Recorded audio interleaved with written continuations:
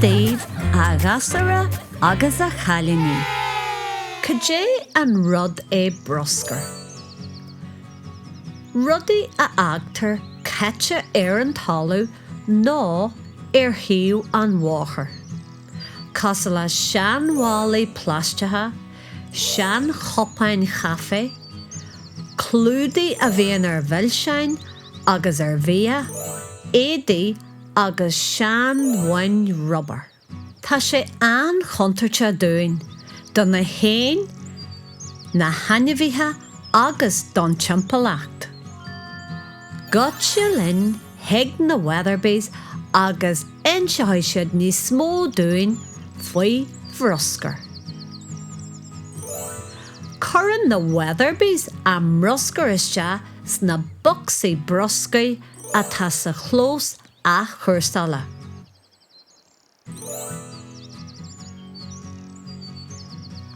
Ach, bíonn na trúilóirí ag caithfidh bruscaí a hanáit agus is dro rud seo don timpalacht. Tógan fargal farhan an Bruscar lig so le sceithin cemicáin chontartatha is just na hifneha agus so le drúlaíonn siad an sólachar isce don na hanneviha. Bíonn sean scamal imnia gneannaí an Bruscar dothar agus go stoppa sé na plandaí ó bheith ag fáis agus na mé go leor torthaí agus glasraí fálainne an dún agus don na hanneviha le hithe. Legan sé le sneachta rint torthaí agus glasraí ar an talú. Tá sé ceart go leor sinna dhéanamh mar go níosí na hain agus na hanneviha iad. Sin ná brisí na torthaí agus na glasraí an nuas agus bathóidh siad an oirthir sa talú. Tá Bruscar sna fáilta an chontarta don na hain agus na hanneviha. Nó is féidir iad gal a wastú an nó iad hain a gártú an. Mar sin, ardaíonn garóid gaí an Bruscar a lig agus currann sé go sábhailte iste sa wachsa Bruscar.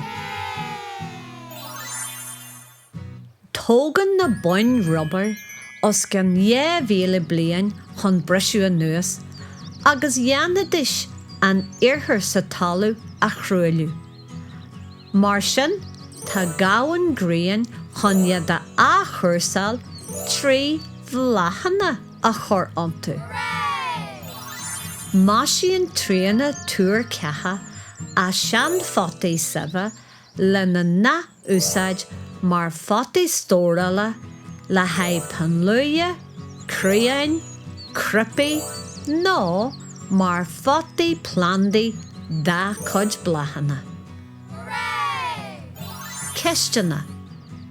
Cé acu díobh seo a leanas a bhathóidh an oirthir sa talú.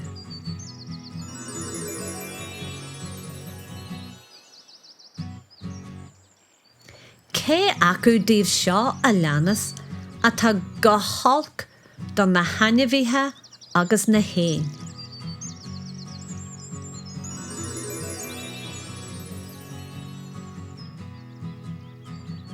Cé acu díobh seo a leanas a chrúthaíonn fadhb an Bruscar.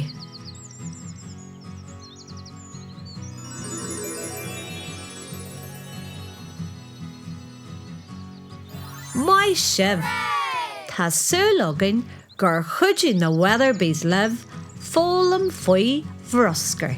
Janigí cinse go bhfuil sibh a gcarc ar na Weatherbies a rís fa tháinig ní smó ábhar Spraoi. Slán go fóill!